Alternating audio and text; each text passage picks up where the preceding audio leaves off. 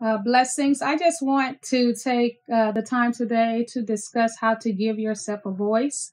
My name is Taquita Baker, and I am the founder of Kingdom Wellness Counseling and Mentoring Center.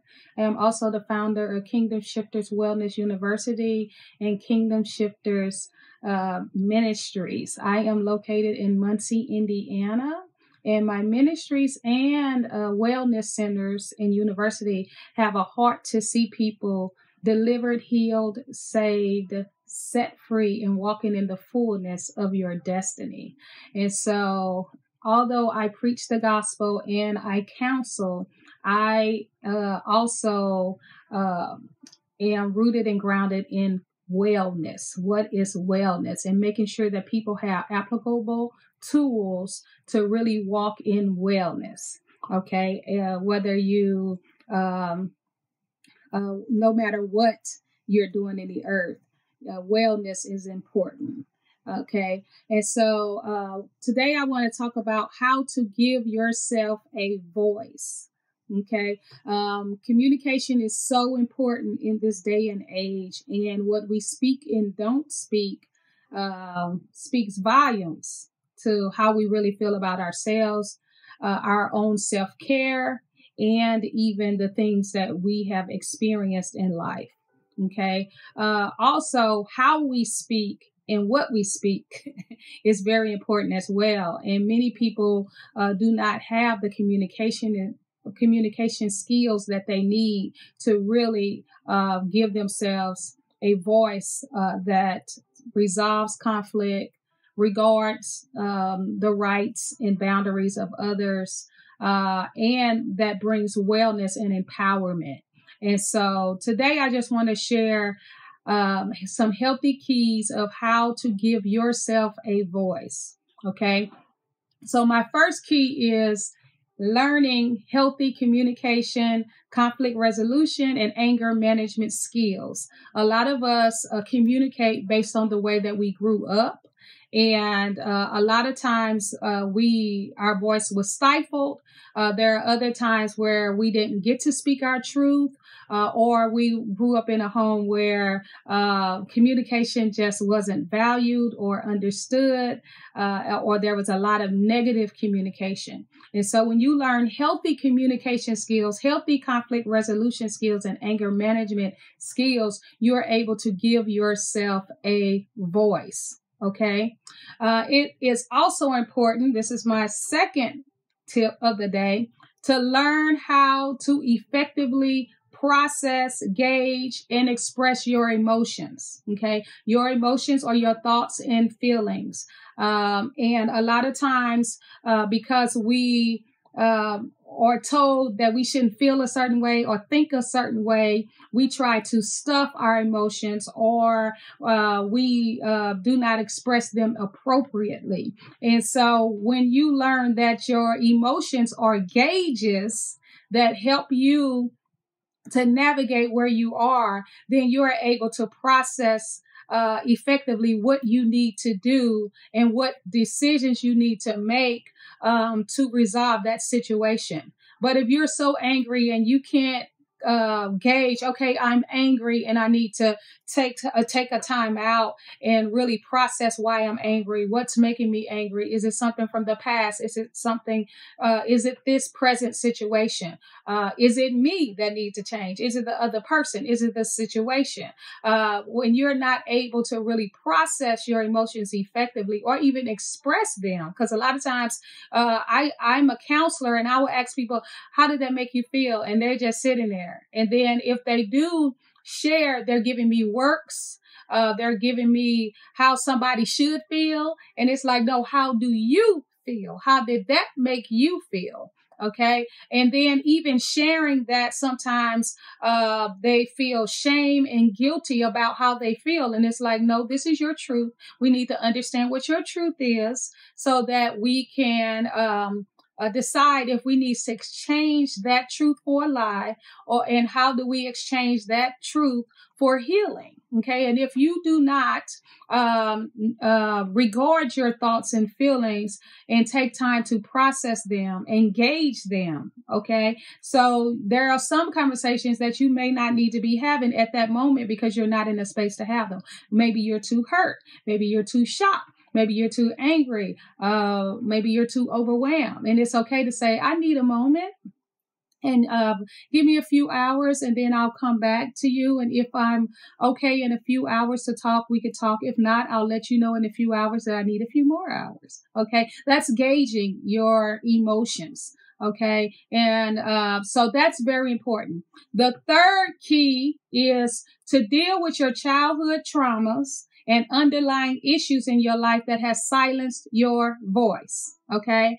As you heal your voice, from childhood traumas and from, just underlying issues, you want to practice, giving yourself a voice until it becomes a lifestyle.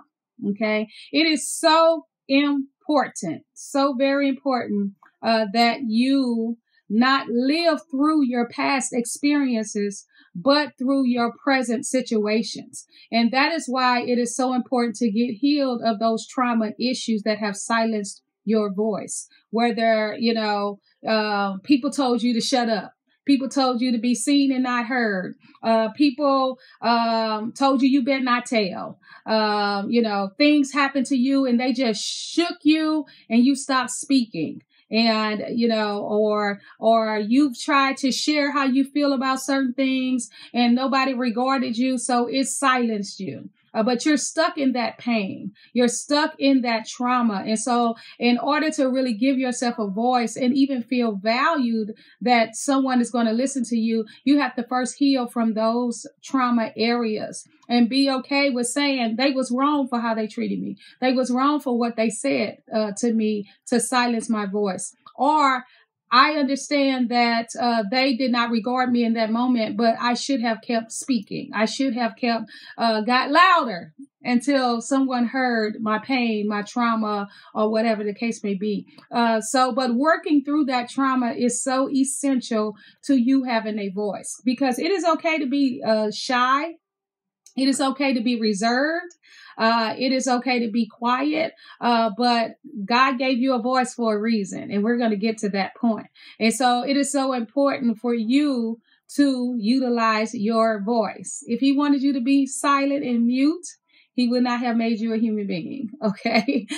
So take that into consideration. It is so important to give yourself a voice. Even people who are mute, or they are not able to speak, they learn other ways to express themselves and to get their voice across. Okay. And so that is just how important our voice is in the earth.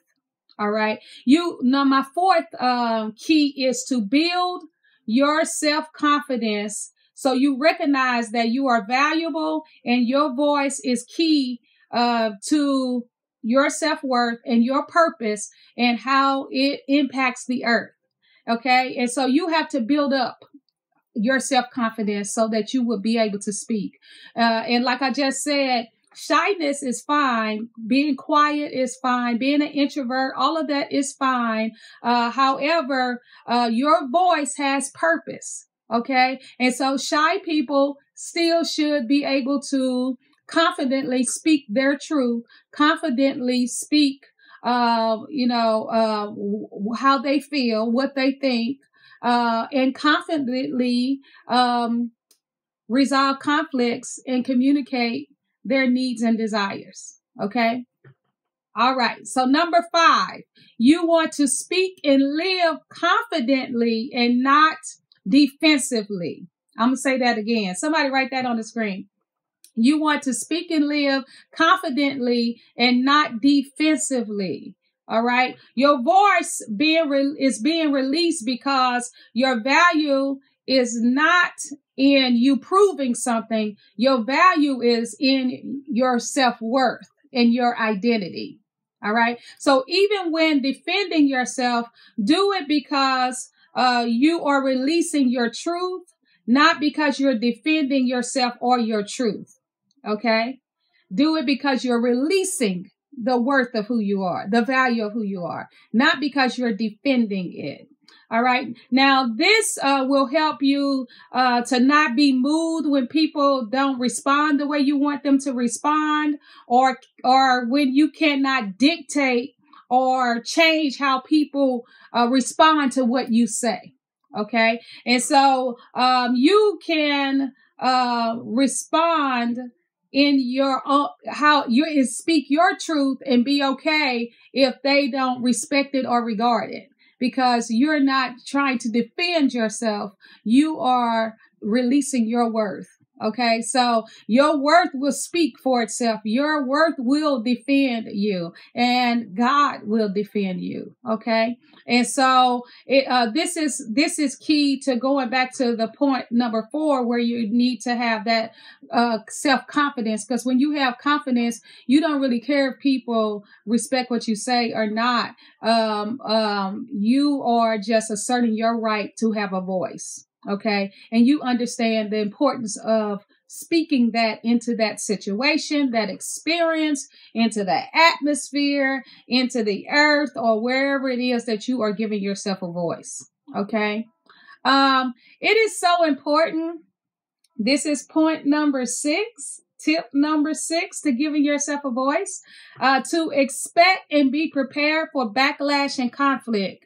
A lot of times we're silent because we don't want backlash or conflict, but these things are inevitable. We are unique people. We think differently. We act differently. We behave differently. Our processings are different. Our values and morals are different. Okay. We are unique representations of God, or whoever we represent, but that's a whole nother topic. Okay.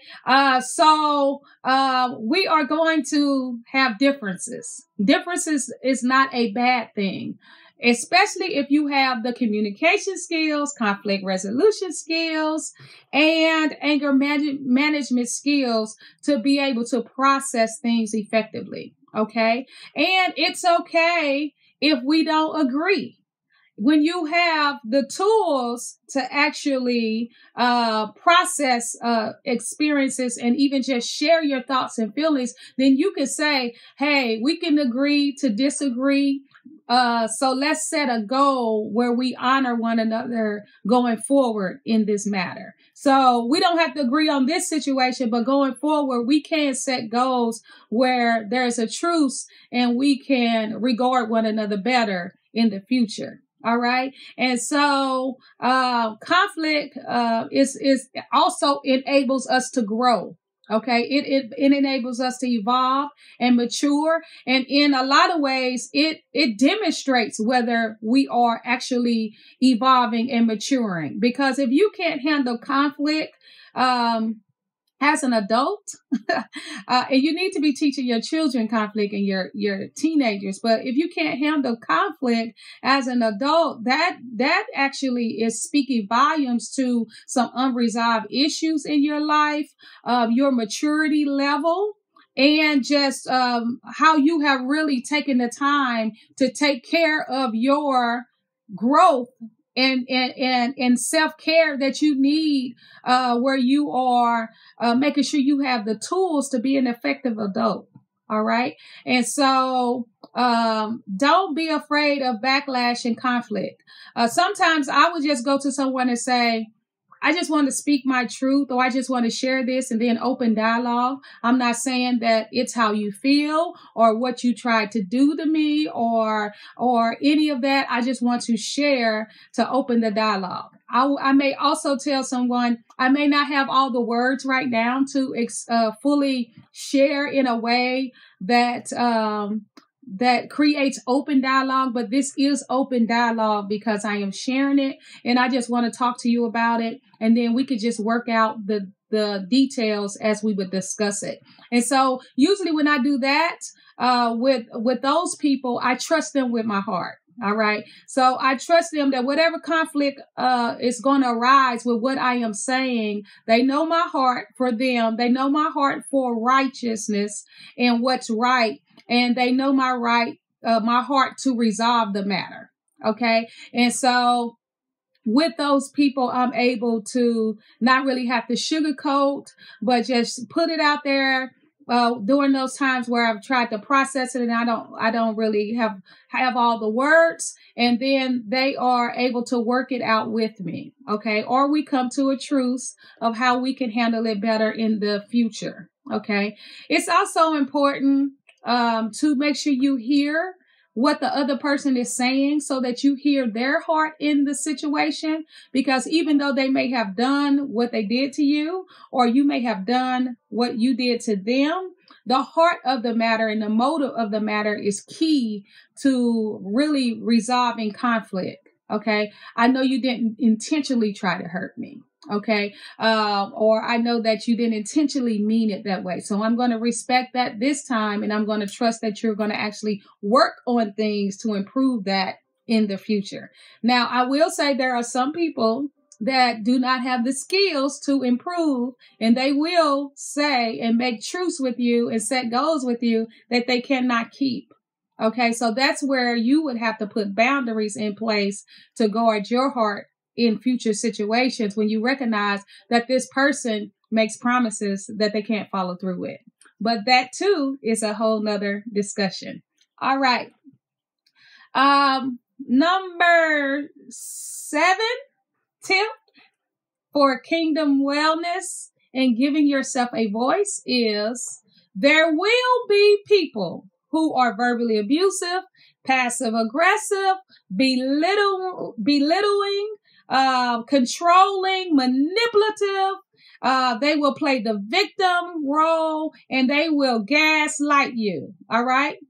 But do not cower your voice for these people. Okay. You want to recognize who you are dealing with and make the responsible decisions of how to speak your truth. But you also want to set boundaries so that you will not constantly be yielding to this drama bondage that comes through these type of people if they're not willing to change. Okay. If they're willing to change and they recognize that they're very abusive, that they gaslight, that they are passive aggressive, and they're willing to work on those things, then you can work with them. But if they are not willing to work on those things and you recognize that these are challenges that you continue to have with them, you want to put some boundaries in place to protect yourself, so that you won't be yielding to drama bondage. And sometimes you might have to shift some people out of your life. I'm just going to be honest with you. Okay. So that's very important. But I do want you to know that those people are out there. And I do want you to know if you're one of those people, you can be healed and delivered. All right. You can learn healthy communication skills. You can actually come into a counseling process with me and learn those skills. Okay. So you can learn more about that at kswu.net. Click on this area called sessions and you will see all the services that I offer.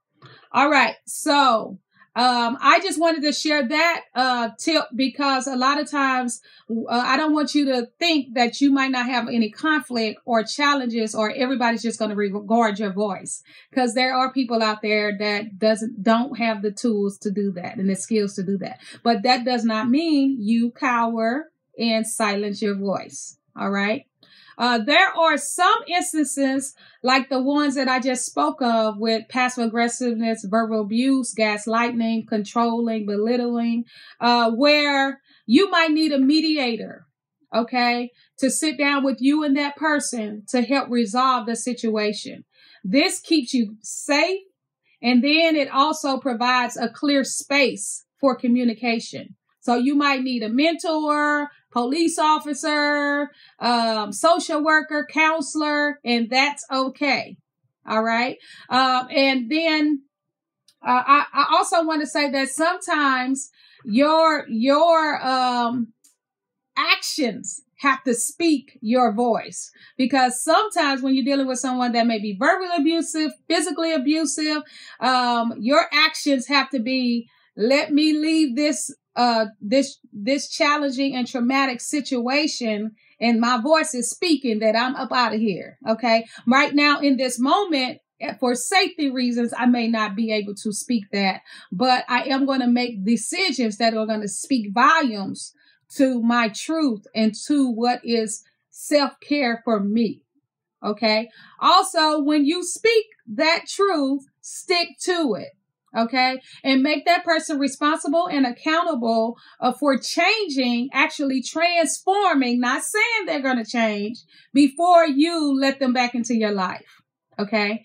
That is so key, because a lot of times we give people mixed messages when we are speaking our voice, and we allow our heart to override the truth of how we should be engaging someone, and the truth of the healthy decisions that keep us well and speaking through a healthy voice. And so it is so important that you make sure that if you have to make decisions with someone that is verbally abusive, narcissistic, physically abusive, that as you speak,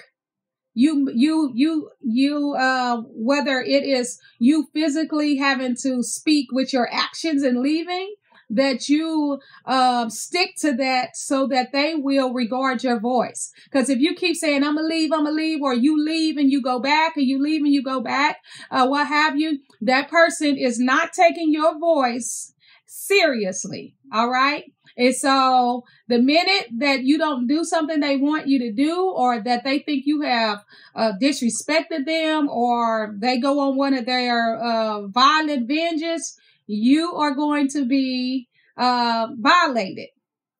The end period. Okay. And you can say, I thought you said you wasn't going to do that no more. We agreed that you wasn't going to do that anymore. We agreed if I came back, you wasn't going to do that anymore. No, your voice, And then they'll say, yeah, I love you. I shouldn't hit you. You are so important to me. Your worth is so important to me. I shouldn't do these things to you. But that's in the moment.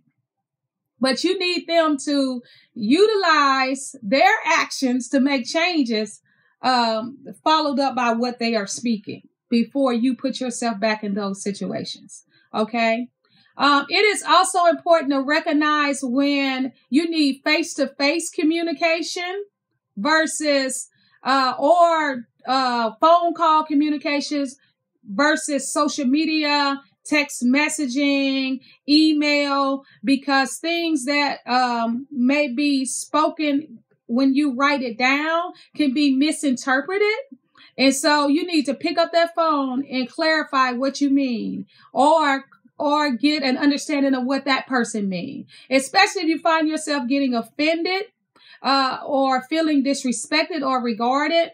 You can end up going into a whole argument that you didn't even need to experience, because you misinterpreted it in writing a different way, or they misinterpreted it a different way. And then it just blew up. Something so simple blew up that could have been fixed through a phone call. So it's so important to recognize how your voice is coming across in written situations versus verbal or face-to-face. So that is a key that I want to give you as well. Number 9, when you silence your voice or stuff your voice and stuff your thoughts and feelings, you create a culture and a mindset where people can take you for granted, and they can decide within themselves how to treat you.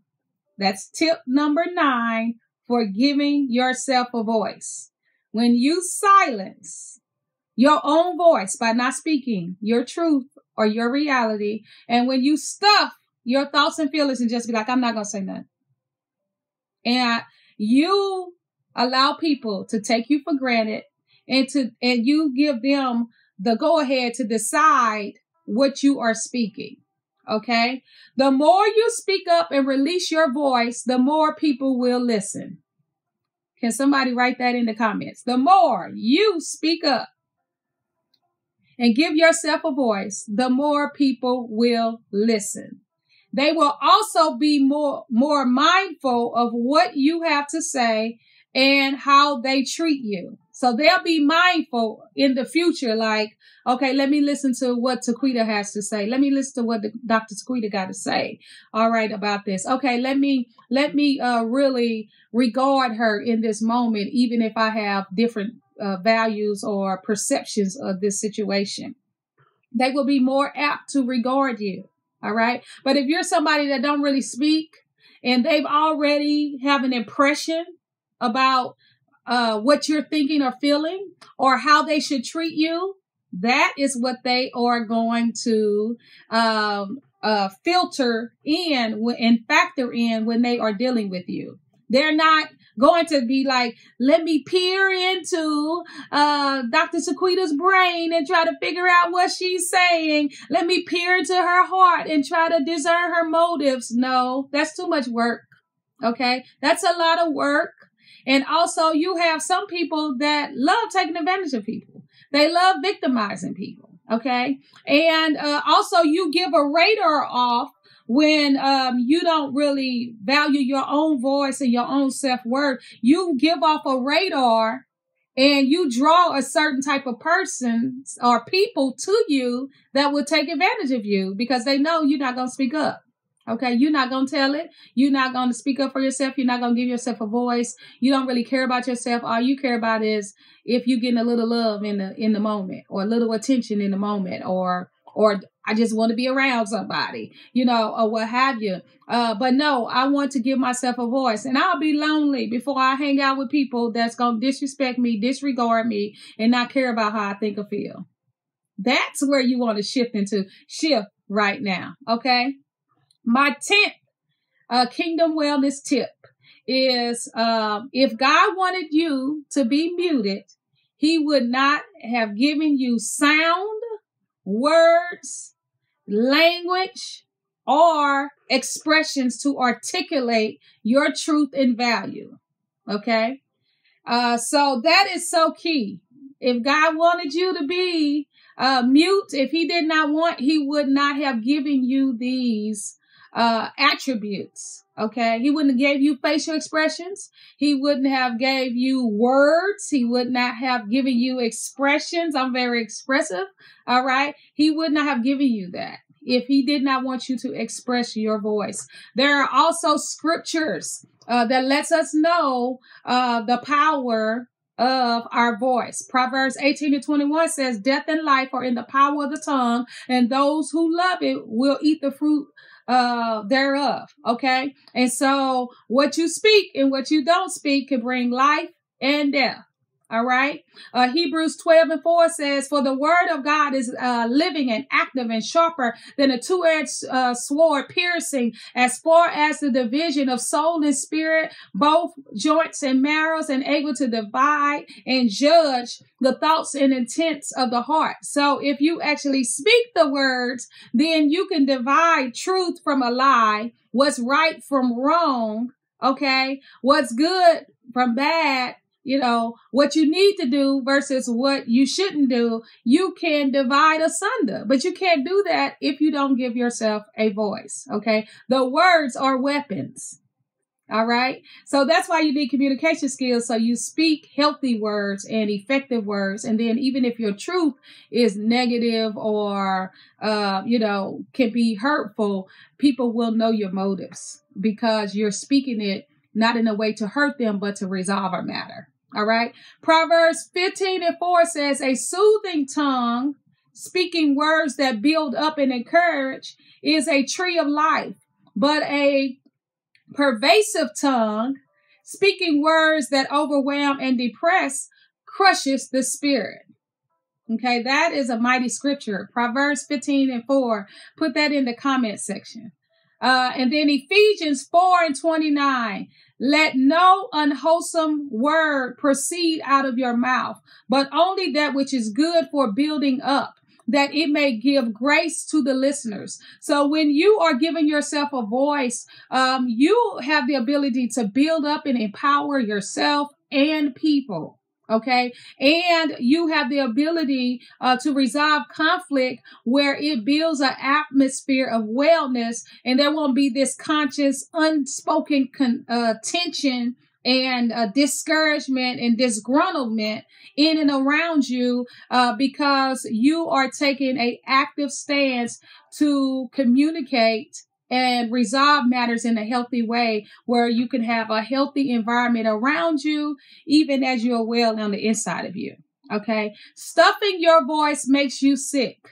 I just want to say that. We just learned from Proverbs 18:21 that death and life are in the power of the tongues.